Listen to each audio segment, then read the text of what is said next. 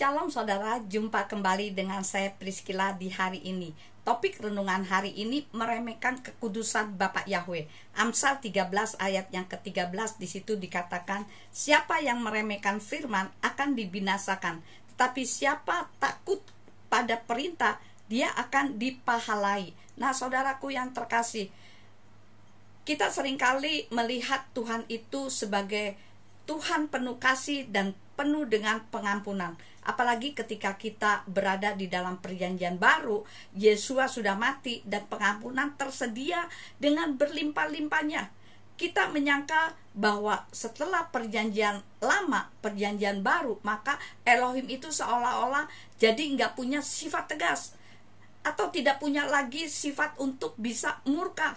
Saudara, Bapak Yahweh itu pribadi yang utuh loh saudara.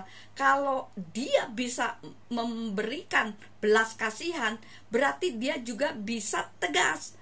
Kalau dia bisa tersenyum, berarti dia juga bisa marah. Nah, kita lupa bahwa Bapak Yahweh itu juga bisa murka. Hanya karena kita ini berada dalam perjanjian baru, bukan berarti Bapak Yahweh tidak bisa menghakimi dosa. Jadi jangan bermain-main dengan yang namanya dosa. Hanya karena kita ini dekat, akrab sama Bapak Yahweh, apalagi dia adalah Elohim penuh kasih, penuh kemurahan, lambat untuk marah, lalu menjadi familiar terhadap Bapak Yahweh. Lalu kita meremehkan kekudusan Bapak Yahweh, kita melanggar kekudusan Bapak Yahweh.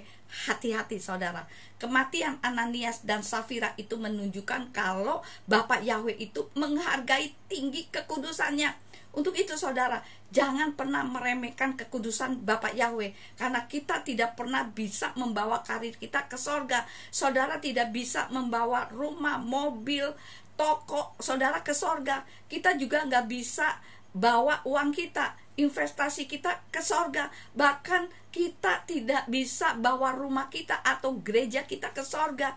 Jadi apa yang bisa kita bawa ke sorga? Iman kita. Siapa yang dapat dipercaya? Orang yang dapat dipercaya adalah orang yang memiliki iman kepada Bapak Yahweh.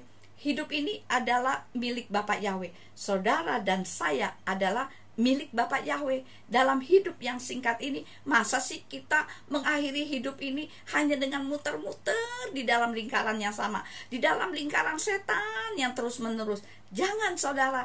Saudara, tidak ada suatu perjalanan yang progresif. Makin mengerti tentang Elohim, makin mengasihi dia, makin memahami dia. Seharusnya kita sebagai orang yang percaya, kita memahami ini semua. Kita itu ada di tengah-tengah pertandingan yang banyak sekali penontonnya loh saudara. Pandanglah matamu, tujukan kepada Tuhan Yesua. Lihatlah dia. Jangan kemana-mana saudara. Jangan keluar dari jalurnya Bapak Yahweh. Turn your eyes upon Yeshua.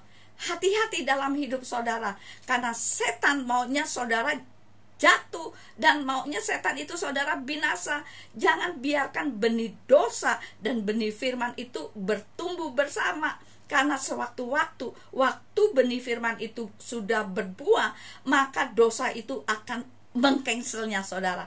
Hati-hati saudara, pemakaian Tuhan atas hidup saudara adalah sesuatu yang pasti. Bereskan kekecewaan, bereskan dosa-dosa saudara yang pernah saudara perbuat. Karena kalau itu enggak dibereskan dari sekarang, one day saudara akan menyesal. Menyesal juga tidak ada artinya saudara.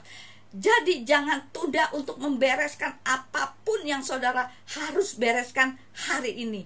Dan jangan meremehkan kekudusan Bapak Yahweh saudara. Nah, sekian renungan hari ini. Biar kiranya menjadi berkat dimanapun saudara mendengarkan renungan hari ini. Dan apabila saudara terberkati dengan renungan hari ini, kirim-kirim pada yang lain, sehingga orang lain pun akan menerima berkat melalui renungan hari ini. Tuhan Yesus memberkati. Shalom.